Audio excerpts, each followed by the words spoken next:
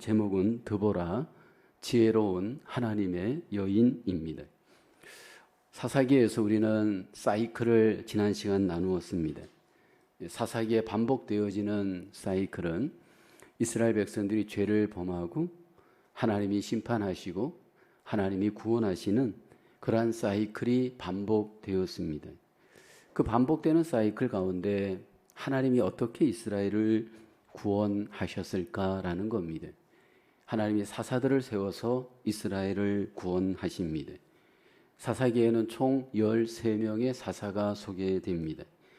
사사라고 하는 존재는 이스라엘이 아직도 나라의 형태를 갖추기 전 좀 과도기적인 나라의 정황에서 이스라엘을 이끌어가던 리더들이 사사였습니다. 완전한 왕도 아니고 또 선지자도 아니고 제사장도 아닌, 그러나 그 역할을 감당하는 조금 어정쩡한 리더의 입장에 있었던 자들이 사사였습니다. 철저하게 하나님께서 사사들을 선택하여 부르십니다. 그리고 하나님의 일을 행하게 하십니다. 하나님께서 부르신 사사들은 어떤 사람들이었을까라는 겁니다. 사사 시대에 부름받았던 사사들의 한결같은 공통점은 약한 자들을 하나님이 부르시고 그들을 사용합니다. 왼손잡이 에훗이라고 하는 사사도 소개되죠. 우리 입장에서는 그냥 왼손잡이지만 그 당시에서는 일종의 장애인이었습니다. 또 삼갈과 같은 자는 농부였습니다. 너무나도 평범하였던 농부였던 삼갈을 하나님이 부르셔서 사사로 사용하셨습니다. 오늘 본문에는 또 한 명의 하나님이 사용하시는 지극히 평범하고 약한 자를 하나님이 사용하시는데 바로 여자였던 드보라를 하나님이 사사로 사용하십니다. 사사 드보라가 그 당시에 여자였었는데 보편적으로 다 남자들을 하나님이 부르시고 사용했는데 특별히 하나님이 오늘 본문에서는 여자인 사사 드보라를 부르시고 사용합니다. 그리고 이 드보라는 지혜롭게 하나님의 귀한 사사의 책임을 잘 감당을 합니다. 오늘 본문을 통해서 우리는 하나님의 놀라우신 일하심을 배웁니다. 첫째로 믿는 자는 하나님을 위해 은사를 사용합니다. 여기 이스라엘이 그 당시에 가나안 왕 야빈의 통치를 받습니다. 왜 이스라엘이 가나안 왕 야빈의 통치를 받을까? 2절에 보면 그 이유가 소개됩니다. 여호와께서 핫솔에서 통치하는 가나안 왕 야빈의 손에 그들을 파셨으니라고 합니다. 하나님이 이스라엘을 가나안 왕 야빈에게 파셨습니다.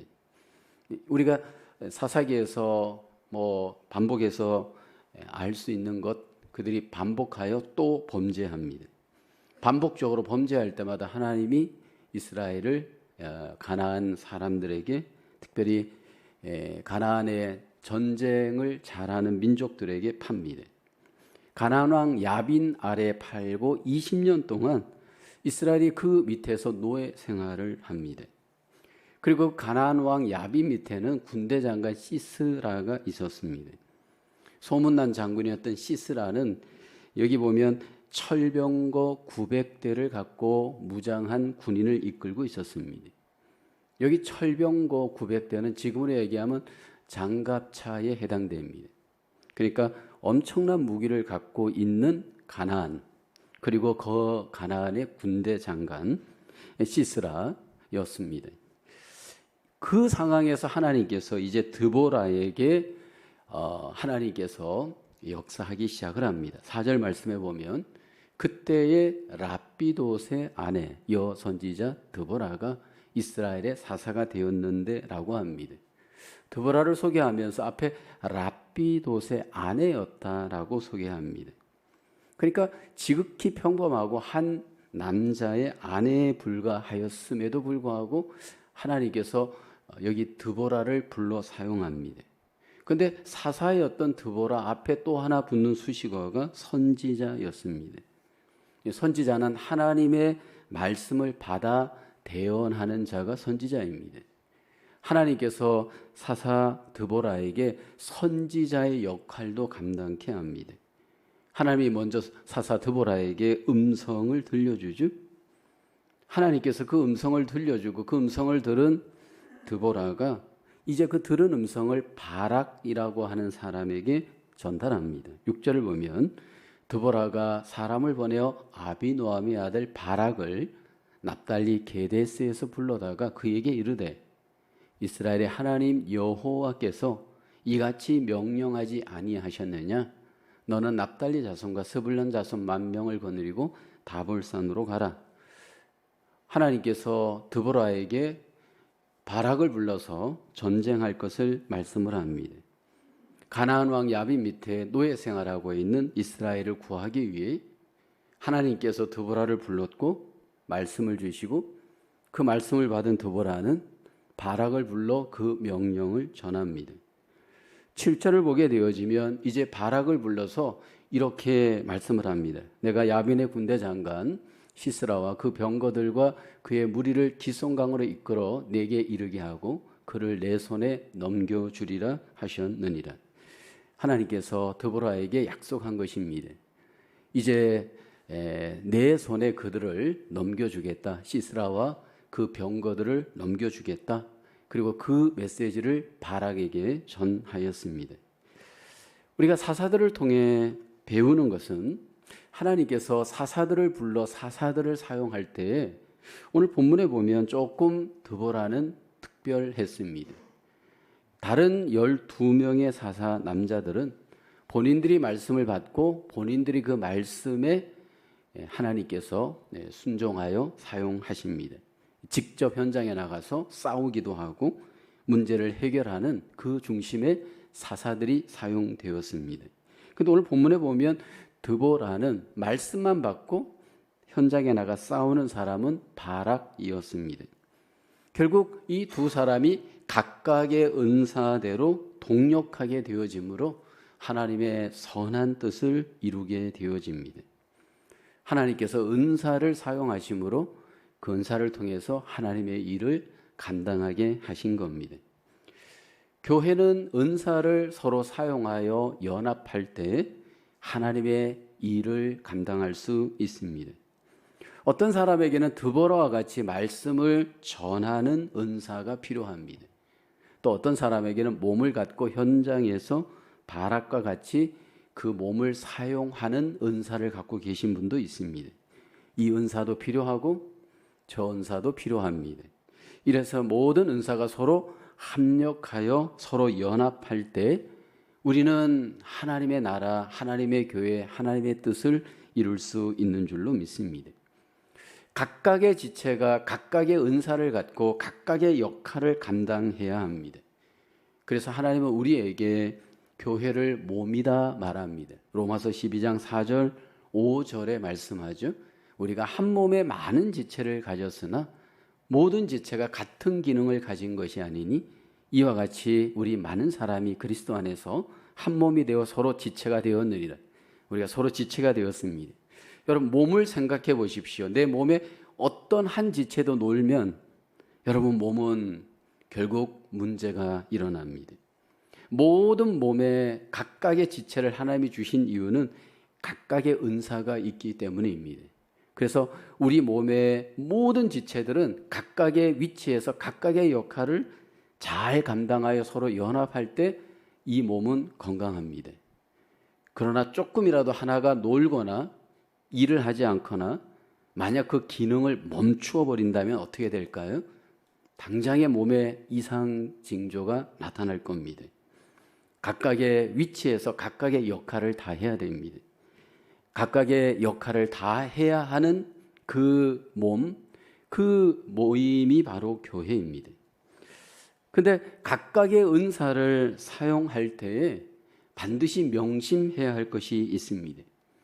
이 몸에 각각의 지체가 각각의 은사를 갖고 각각의 역할을 할 때 그 각각의 지체가 꼭 각오해야 될 한 가지 자세는 내가 주인공이 되려고 해서는 안 됩니다. 어떤 지체도 주인공의 여러분 역할을 감당하려고 해서는 안 됩니다. 그냥 각각의 역할을 제 위치에서 오버하지 말고 제 위치에서 자기 역할만 잘 감당하면 됩니다. 근데 만약에 각각의 위치에서 내가 자꾸 뭔가 주인공 노릇을 하라고 한다면 몸에 문제가 일어납니다. 내 위치에서 내 역할을 다해야지 오버하게 되어지면 결국 여러분 그 몸에 문제가 일어납니다. 교회가 그렇습니다. 하나님 나라가 그렇습니다. 내가 자꾸 오버해서 주인공 노릇을 하려고 하면 안 됩니다. 내가 주장하려고 하고 내가 주인공 노릇을 하려고 하면 결국 연합은 이루어질 수 없습니다. 분열이 일어나는 이유는 자꾸 내 위치를 오버해서 내가 주인공 노릇을 하려고 할 때입니다. 그래서 하나님께서는 우리에게 각각의 은사를 갖고 각각의 위치에서 오버하지 말고 제 위치를 지키면서 서로 연합하기를 원합니다. 로마서 12장 16절 말씀이죠. 서로 마음을 같이하며 높은 데 마음을 두지 말고 도리에 낮은 데 처하며 스스로 지혜 있는 채 하지 말라라는 겁니다. 여러분 이게 다 지혜로워요. 각각의 지체들은 전부 나름대로 여러분 지혜롭습니다.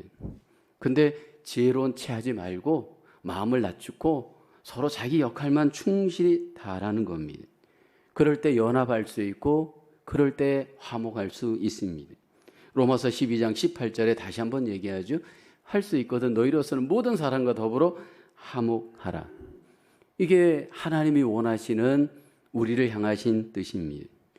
결국 드보라와 바락이 각각의 위치에서 잘 연합함으로 결국은 승리하게 됩니다. 연합하게 되면 하나님이 일하십니다.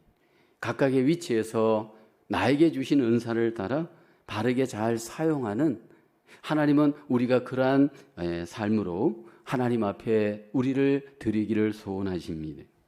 두 번째는 여기 첫 번째 드리는 질문은 하나님이 주신 은사를 주님을 섬기는 데 사용하지 않으면 어떻게 될까요? 많은 경우에 그렇잖아요. 교회는 목사님이 알아서 하는 거고 안수 집사님들이 알아서 하는 거지. 뭐 우리는 그냥 따라가면 되고 결정되면 그냥 가면 돼. 이렇게 생각하시는 분들이 있잖아요. 저는 충분히 이해합니다. 근데 여러분 그렇게 하고 만약 내가 은사를 여러분 주님을 섬기는 데 사용하지 않을 때 문제가 일어납니다. 그렇게 되면 우리 몸에 어떤 지체가 은사를 사용하지 않거나 오용하거나 남용할 때 반드시 몸에 문제가 일어나는 것처럼 교회도 문제가 일어납니다. 건강한 교회가 될 수가 없습니다. 여러분 목사는 만물 박사가 아닙니다. 목사가 어떻게 모든 걸 다 합니까? 안수 집사님들 만물 박사 아닙니다. 어떻게 우리가 다 합니까? 어떤 부분은 완전 젬병입니다. 어떤 부분은 완전히 무지합니다. 그거는 그 부분에 은사가 있고 능력이 있는 분들이 할 때 여러분 유익하게 되어집니다. 근데 만약 그것을 사용하지 않게 되어지면 여러분 결국 뭔가 교회 속에 문제가 일어납니다. 그래서 우리가 함께 하나님의 교회를 세울 때 잘하는 게 중요한 게 아니고 참여하는 것이 중요합니다. 내 위치에서 내 은사를 갖고 지극히 작은 것 하나라도 자꾸 주님을 위해서 사용할 때에 여러분 거기에 은혜가 있고 하나님의 영광이 나타납니다. 나도 살고 너도 살고 결국 교회 공동체가 살 수가 있습니다. 두 번째로 믿는 자는 불가능한 상황에 용기 있게 맞섭니다. 오늘 사사 드보라가 이제 하나님의 부르심을 받고 바락과 함께 이 전쟁에 임하는 과정이 소개되어집니다. 여기 바락이 이스라엘을 위해 이제 싸워야 되는 정황에 이르렀고 드보라가 바락을 싸울 것을 그렇게 권유합니다. 그때 바락이 이렇게 얘기합니다. 8절에 보면 바락이 그에게 이르되 그는 사사 드보라입니다. 만일 당신이 나와 함께 가면 내가 가려니와 만일 당신이 나와 함께 가지 아니하면 나도 가지 아니하겠노라. 지금 사사시대 현실입니다. 왜 그 당시 하나님이 드보라를 불러서 사용했는지 이 구절 속에 뭔가 메시지가 있습니다. 그 당시에 이스라엘의 남자들이 굉장히 여러분 무언가 여자보다 이게 비겁하고 용기 없는 모습이었음을 잘 보여주는 구절입니다. 그러니까 여자인 드보라가 가면 내가 가서 싸우겠다 말할 정도로 용기를 내지 못하는 정황입니다. 이렇게 부정적이고 이렇게 용기를 내지 못하는 이 어려운 정황에서 결국 드보라가 함께 하겠다 약속을 합니다. 드보라는 하나님을 믿었기 때문에 그 안에 용기가 있었고 도전할 수가 있었습니다. 여러분, 남자냐 여자냐가 중요한 게 아닌 것 같습니다. 믿음이 있느냐 없느냐가 중요합니다. 믿음 있는 여자가 믿음 없는 남자보다 더 큰 하나님의 일을 할 수 있습니다. 반대로 믿음 없는 남자들은 결국 여자보다도 더 약할 수도 있습니다. 성경에는 우리에게 믿음의 중요성을 굉장히 강조합니다. 왜냐하면 믿음이란 하나님을 믿고 바라는 겁니다. 하나님을 믿고 바랄 때 그 믿음은 실상이 되고 그 믿음은 증거가 됩니다. 히브리서 11장 1절에 이렇게 말씀하죠. 믿음은 바라는 것들의 실상이요 보지 않는 것들의 증거니라고 합니다. 믿음이 실상이 된다 말하죠. 믿음이 증거가 된다 말씀을 합니다. 여기 믿음이란 하나님을 믿는 겁니다. 하나님이 계신 것과 자기를 찾는 자들에게 상 주시는 자이심을 믿을 때 그 믿는 자에게 이러한 실상, 이러한 증거가 나타납니다. 그래서 히브리서 11장에 보면 눈에 보이지 않는 하나님을 믿었더니 놀라운 증거, 놀라운 실상을 경험하는 것이 믿음의 사람들입니다. 아벨도, 에녹도, 노아도, 아브라함도, 세라도, 이삭도, 요셉도, 모세도 보십시오. 그들 속에 놀라운 모험이 있을 때, 용기가 있을 때 하나님의 역사가 나타납니다. 이렇게 믿음을 갖고 불가능한 정황에서 앞으로 나아가는 이 용기가 믿음의 사람들에게 있는데 드보라에게 그 용기 있는 믿음이 있었습니다. 오늘 본문 14절을 보면 드보라가 고백하죠. 드보라가 바락에게 이르되 일어나라. 이는 여호와께서 시스라를 내 손에 넘겨주신 날이라. 여호와께서 너의 앞서 나가지 아니하시느냐 하는지라. 이에 바락이 만명을 거느리고 다볼산에서 내려가니라고 합니다. 여기 두 가지를 드보라가 바락에게 말합니다. 우선 첫째는 여호와께서 여기 내 손에 시스라를 넘겨주셨다 말씀을 합니다. 아직 전쟁을 하지 않은 정황인데 하나님께서 너에게 승리를 주었다. 그렇게 선포합니다. 다음에는 하나님께서 너의 앞서 나가신다라고 약속을 합니다. 하나님이 앞서 나가기 때문에 두려워하지 말고 그 하나님의 인도를 받으라라는 겁니다. 이렇게 하나님께서 드보라를 통해서 용기 있는 믿음을 주시고 그 믿음을 선포하고 이제 바락이 용기를 갖고 도전을 할 때 놀라운 일이 현실이 되어집니다. 15절을 보면 여호와께서 바락 앞에서 시스라와 그의 모든 병거와 그의 온 군대를 칼날로 혼란에 빠지게 하심에 시스라가 병거에서 내려 걸어서 도망한지라. 결국 철병거 900대로 무장한 이 군대, 그 장군 시스라가 도망가고 나중에 결국 이렇게 관자놀이에 말뚝이 박혀서 죽임을 당하게 되어집니다. 여기 보면 인간적으로 보면 불가능한 상황입니다. 그런데 믿음을 갖고 용기를 갖고 나아갈 때 하나님께서 그 믿음 속에 용기 속에 놀라운 승리를 여기 드보라에게 또 바락에게 허락하였습니다. 여러분, 우리가 믿음을 갖는다라는 것은 사실 용기를 갖는 것이고 용기를 갖는 것은 곧 모험하는 겁니다. 많은 경우에 우리 앞에 철병거 900대가 있는 군인이 있다라고 할 때 사실 우리 속에 먼저 생각되는 것이 절망입니다.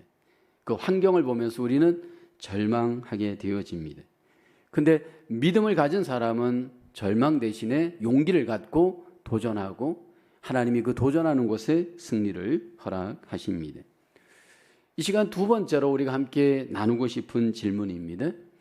하나님의 능력보다 자기 은사를 더 의지하면 어떤 일이 벌어집니까?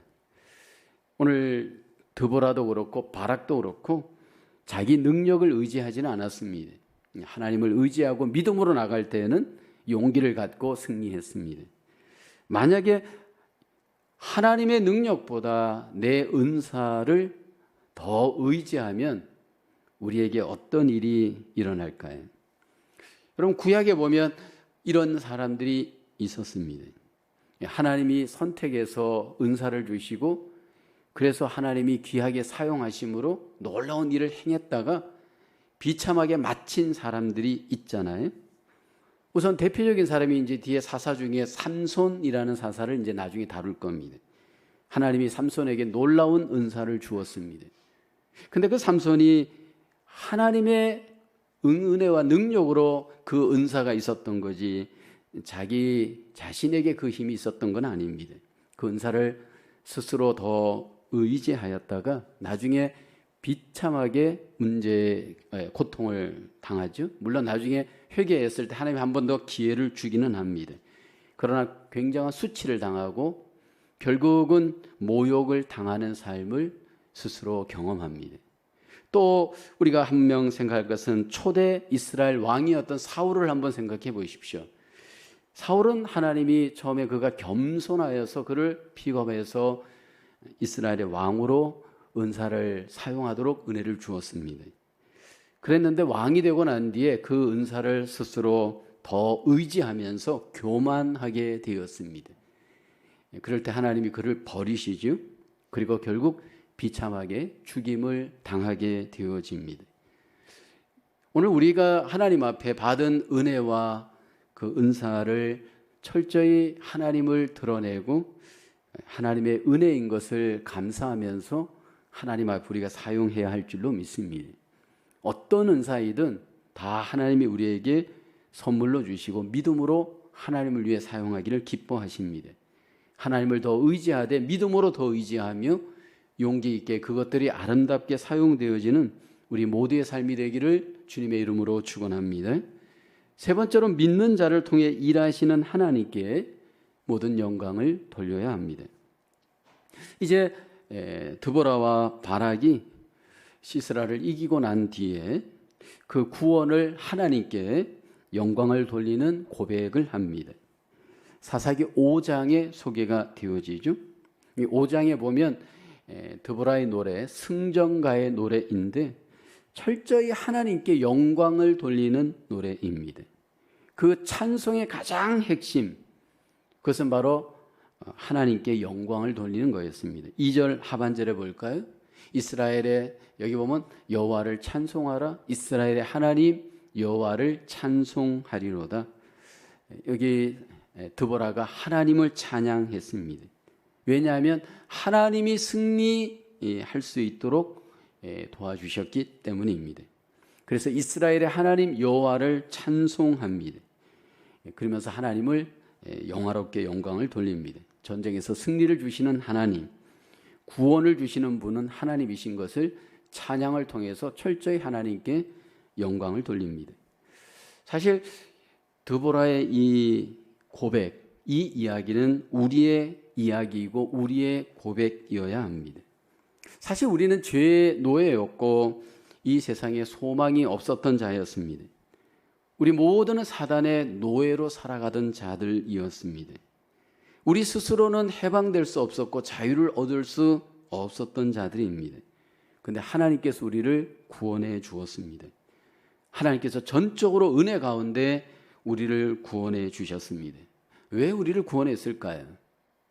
여러 가지 이유가 있을 수 있지만 오늘 이 본문 속에 가장 핵심적 이유 하나는 바로 하나님께 찬송을 하기 위한, 영광을 돌리기 위한 목적입니다. 그래서 우리가 하나님 앞에 찬양을 할 때 내 중심의 찬양을 드리기보다 하나님 중심의 찬양을 드려야 합니다. 그래서 저도 예배를 드릴 때 예배 드릴 찬양을 선곡할 때 굉장히 기도하면서 고민합니다. 오늘 예배를 드릴 때 이 찬양 속에 하나님께 영광이 되어지는 찬양인가 아닌가를 굉장히 주시해서 선곡합니다. 특별히 가사. 많은 경우에 가사가 있지만 특별히 하나님의 구원에 대한 은혜에 감사하며 영광을 돌리는 가사, 얼마나 여러분 중요한지 모릅니다. 특별히 우리가 주일 같은 대그룹 예배를 드릴 때 성부, 성자, 성령 하나님께 철저하게 영광을 돌리되 우리를 구원해 주신 그 은혜, 우리를 하나님께서 은혜 베풀어 주신 그 은혜, 이것을 우리가 찬송하고 경배해야 합니다. 많은 경우에 사실 CCM들이나 이 복음성가들을 보면 좀 아쉬움이 뭐냐면 자꾸 포커스가 우리 자신입니다. 찬송가를 보면 다행스럽게 하나님 중심입니다. 그래서 저는 찬송가를 많이 부르는 것이 유익하다라고 생각을 합니다. 왜냐하면 철저하게 하나님 중심입니다. 우리가 하나님 중심의 찬양을 드려야 되고 하나님 중심의 고백을 드려야 하는데, 특별히 그 찬양 속에, 고백 속에 항상 중심은 사람이 아닌 하나님입니다. 이 드보라의 찬양 속에 보면 이제 이스라엘의 역사 가운데 하나님이 어떻게 구원해 주셨는지 그 과거를 돌아보면서 구원해 주신 하나님을 찬양하고 경배하고 영광을 돌립니다. 다양한 사람들이 일어났지만 그 다양한 사람들이 주제가 아니고 핵심이 아니고 바로 하나님이 그 중심에 있었습니다. 사실 이 드보라의 이 찬양은 성경 속의 또 다른 찬양들과 일맥상통합니다. 하나님 중심으로 찬양하고 고백하는 그 믿음의 사람들의 고백은 한결같습니다. 예를 들어서 출애굽기 15장에도 보면 홍해를 건너고 난 뒤에 모세가 하나님께 찬양합니다. 이스라엘 백성들과 더불어 찬양합니다. 그 찬양의 핵심은 하나님이었습니다. 출애굽기 15장 2절에 보면 여호와는 나의 힘이요 노래시며 나의 구원이시로다. 그는 나의 하나님이시니 내가 그를 찬송할 것이요 내 아버지의 하나님이시니 내가 그를 높이리로다. 여러분, 찬양은 내 감정의 카타르시스를 하는 게 아닙니다. 찬양은 내 한풀이를 하는 게 아닙니다. 세상 노래는 그렇습니다. 여러분, 세상 노래를 듣다 보면 막 굉장히 여러분 감정이 찌릿찌릿할 때가 많을 겁니다. 왜냐하면 나의 마음을 그대로 표현하는 가사가 있고 또 타치해주는 곡이 있어서입니다. 그거는 은혜를 받는 게 아니라 그냥 감정을 타치하는 겁니다. 근데 오늘 본문에 드보라의 찬양 고백 또는 모세의 찬양 고백을 보면 내 감정이 중심이 아니고 믿음이 중심이 되어져 하나님을 높이고 경배하고 찬양합니다. 이제 마지막 성경 요한계시록에 가보면 다시 한번 하나님을 찬양하고 경배하는 노래, 그 시가 또 소개됩니다. 예수님이 재림하실 때, 공중에서 이제 예수님이 재림하실 때에 많은 천군 천사들이 그 하나님을 찬양하고 경배합니다. 계시록 19장 1절을 보게 되면 이 일 위에 내가 들으니 하늘에 허다한 무리의 큰 음성 같은 것이 있어 이르되 할렐루야, 구원과 영광과 능력이 우리 하나님께 있도다. 그러면서 하나님을 경배합니다. 우리는 구원받은 하나님의 백성으로서 우리를 구원한 하나님을 찬양해야 될 거룩한 사명이 있습니다.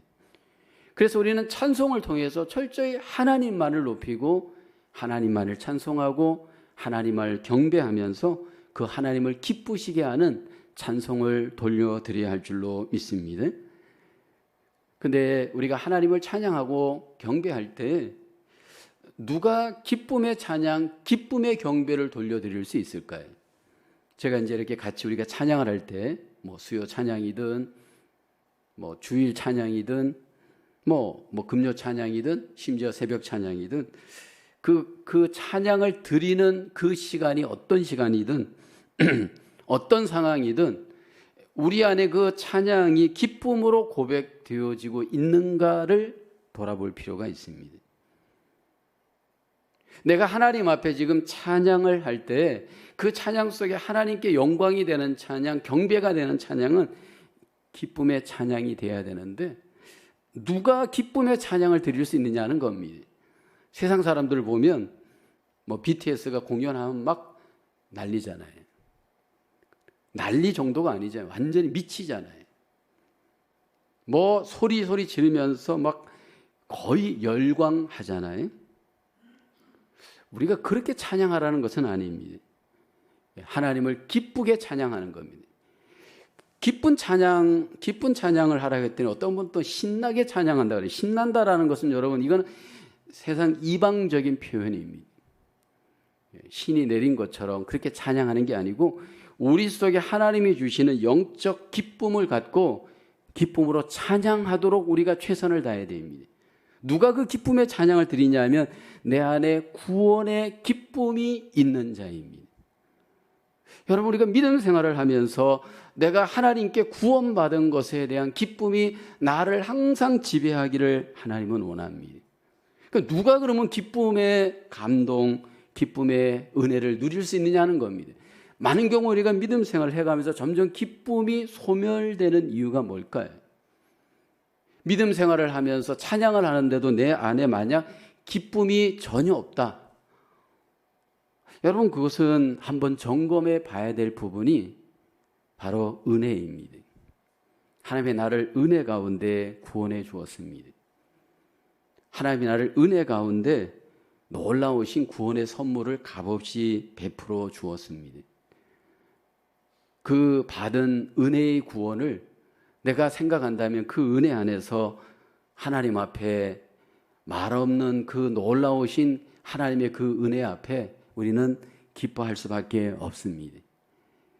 그래서 우리가 어떤 찬양을 드리더라도 내 안에 기쁨으로 하나님을 찬양하고 기쁨으로 하나님을 경배할 때, 여러분, 그 기쁨의 찬양, 그 은혜를 기쁨으로 고백하는 찬양을 통해 하나님이 얼마나 영광이 되겠습니까? 오늘 하나님 앞에 저와 여러분들 속에 그러한 아름다운 기쁨의 찬양, 아름다운 고백들이 우리들 속에 아름답게 적용될 수 있기를 주님의 이름으로 기원하겠습니다. 이제 마지막으로 여러분에게 나누고 싶은 질문입니다. 하나님이 우리를 통해 일하실 때 그분께 영광을 돌리는 것이 왜 중요할까요? 성경은 우리에게 자꾸만 하나님께 영광 돌리라 하잖아요. 먹든지 마시든지 무엇을 하든지 다 하나님께 영광을 돌려라. 예배를 드리는 것도 하나님의 영광, 일을 하는 것도 하나님의 영광, 모든 것들을 다 하나님께 영광을 돌리라 말합니다. 지겨우리만큼 하나님은 우리에게 영광을 이야기합니다. 왜냐하면 모든 것들이 하나님이 우리에게 주신 것이기 때문입니다. 우리에게 생명도 주셨고 구원도 주셨고 우리의 모든 은사도 주셨고 우리의 필요한 모든 삶에 하나님께서 은혜를 베풀어 주셨기 때문인 줄로 믿습니다. 여기 하나님께서 드보라를 선택하여서 하나님의 귀한 은사를 주시고 하나님의 일을 하도록 하였습니다. 그 은사를 합력하여 사용함으로 마침내 놀라운 하나님의 구원의 은혜를 드보라와 이스라엘이 경험을 합니다. 하나님께서 특별히 이들 가운데 일을 하심으로 인하여 결국 하나님의 놀라우신 능력이 나타나게 되어지고 결국 찬양하며 하나님께 영광을 돌렸습니다. 여러분, 오늘도 하나님은 우리 가운데 일하시고 그 일 속에 영광을 받기를 기뻐하십니다.